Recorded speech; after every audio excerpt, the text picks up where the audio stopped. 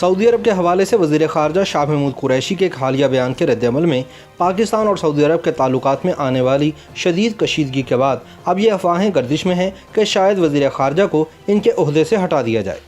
باخبر سفارتی ذرائع نے انکشاف کیا ہے کہ پاک سعودی تعلقات میں پیدا ہونے والی شدید کشیدگی کو دور کرنے کے لیے army chief general Qamar Javed Bajwa نے کوششوں کا آغاز کر دیا ہے۔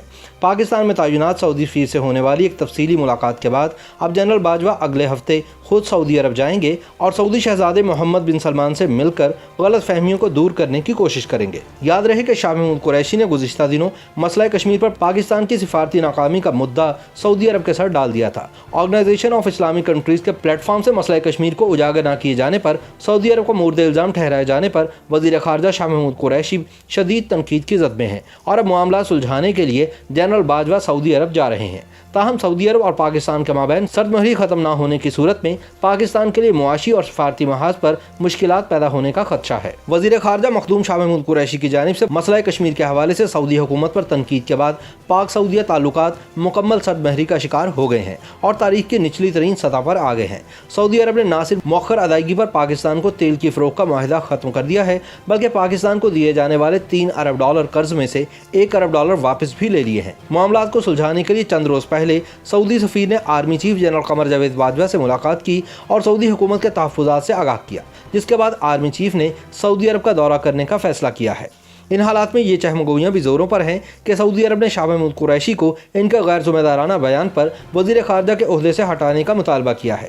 یہ خدشہ بھی ظاہر کیا جا رہا ہے کہ اگر معاملات طے نہ پائے تو سعودی عرب سمیت مشرق وسطیٰ کے دیگر ممالک میں کام کرنے والے پاکستانی تارکین وطن کو واپس بھجوایا جا سکتا ہے، جس سے پاکستان کی معاشی حالت مزید کمزور ہونے کا خدشہ ہے۔ خیال رہے کہ چند روز قبل وزیر خارجہ شاہ محمود قریشی نے ایک انٹرویو میں کہا تھا کہ ہم چاہتے ہیں کہ مسلم ممالک کے وزرائے خارجہ کا اجلاس بلایا جائے اور اگر یہ نہ بلایا گیا تو پاکستان معاملات اپنے ہاتھ میں لینے پر مجبور ہو جائے گا۔ پھر ان ممالک کے وزرائے خارجہ کا اجلاس بلایا جائے گا جو کشمیر کے معاملے پر پاکستان کے موقف کے ساتھ ہیں۔ یاد رہے کہ سعودیہ اس وقت OIC کی سربراہی کر رہا ہے اور بیشتر عرب ممالک اس کے کہنے پر چلتے ہیں۔ تاہم کشمیر کے معاملے پر سعودی عرب اور OIC ممالک نے کھل کر بھارت کے خلاف پاکستان کا کبھی ساتھ نہیں دیا، جس کی وجہ سے وزیر اعظم عمران خان سعودی شاہی حکمرانوں سے ناراض ہیں۔ اسی ناراضی کا اظہار شاہ محمود قریشی نے بھی ایک TV انٹرویو میں کیا تھا، جس کے بعد پاکستان اور سعودی عرب کے تعلقات میں شدید کشیدگی آ چکی ہے۔ اس انٹرویو کے بعد سعودی عرب اور پاکستان کے تعلقات میں خاصی تبدیلی دیکھنے میں آئی ہے، جو پاکستان کی خارجہ پالیسی بدلنے کی طرف بھی اشارہ کر رہی ہے۔ یاد رہے کہ پاکستان کے سابق army chief general Raheel Sharif اس وقت سعودی عرب میں اتحادی افواج کی سربراہی بھی کر رہے ہیں اور موجودہ آرمی چیف جنرل باجوہ کے بھی سعودی حکمرانوں کے ساتھ اچھے تعلقات ہیں، جنہوں نے بدلتے حالات کے تناظر میں سعودی عرب کا دورہ کرنے کا فیصلہ کیا ہے۔ اس دورے کے دوران ان کی سعودی ولی عہد شہزادہ محمد بن سلمان سے بھی ملاقات ہوگی، جس میں تمام متنازع امور زیر بحث آئیں گے۔ خطے کی موجودہ صورتحال کی وجہ سے آرمی چیف کے اس دورے کو بہت اہم تصور کیا جا رہا ہے۔ وزیر خارجہ کے سعودی عرب کے حوالے سے بیان کے بارے میں تجزیہ کاروں کا کہنا ہے کہ شاید وہ خطے میں ایک نئے بلاک اور نئی صف بندی کی خبر دے رہے ہیں، لیکن کیا انہوں نے اس کے امکانات اور مضمرات پر غور کیا ہے؟ شاہ محمود قریشی نے چند ماہ قبل مظفر آباد میں کھڑے ہو کر بھی کچھ ایسی ہی بات کی تھی کہ ہم تو مسلم امہ کی بات کرتے ہیں، لیکن امہ کے محافظوں یعنی سعودی عرب نے بھارت میں سرمایہ کاری کی ہوئی ہے۔ اس کے بعد ARY کو TV انٹرویو میں شاہ محمود قریشی زیادہ کھل کر بولے تو یہ سوال پیدا ہوا کہ کیا خطے میں ایک نئی صف بندی ہو رہی ہے؟ بعضیوں نظر میں اس کا جواب اسبات میں ہے اور ایسا ہی محسوس ہو رہا ہے کہ ترکی، ایران، چین اور پاکستان کی صورت میں ایک نیا علاقائی بلاک تشکیل پا رہا ہے۔ ایران سے جس طرح بھارت کے تعلقات سمٹنا شروع ہو گئے ہیں، یہ ایران کی چین سے بڑھتی ہوئی قربت کا ثبوت ہے۔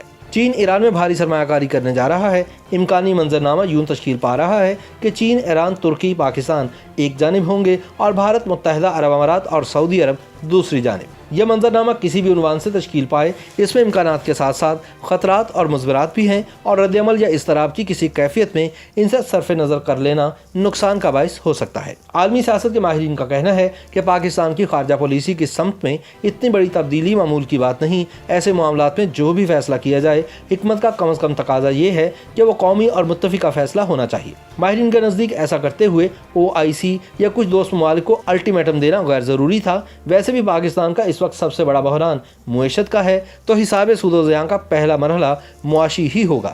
सवाल ये है कि क्या चीन, ईरान, तुर्की और मलेशिया मिलकर भी हमारे लिए सऊदी अरब का मुतबादिल हो सकते हैं? सऊदी अरब में 26 लाख के करीब पाकिस्तानी बरसरे रोजगार हैं। क्या किसी को एहसास है कि 26 लाख लोगों के रोजगार का मतलब क्या है? अभी तो $1 अरब मांगे गए हैं। कल को सऊदी अरब भारत के मुसलमानों को बुलाकर या बांग्लादेश को पेशकश करके इनकी अफरादी कुव्वत मंगवा लेता है और निस्फ पाकिस्तानियों को वापस कर देता है, तो क्या किसी को एहसास है कि 13 लाख ओवरसीज पाकिस्तानियों के बेरोजगार हो जाने का मतलब क्या होगा? क्या तुर्की, चीन, मलेशिया और ईरान इतनी तादाद को अपने यहाँ मुलाजमत देंगे?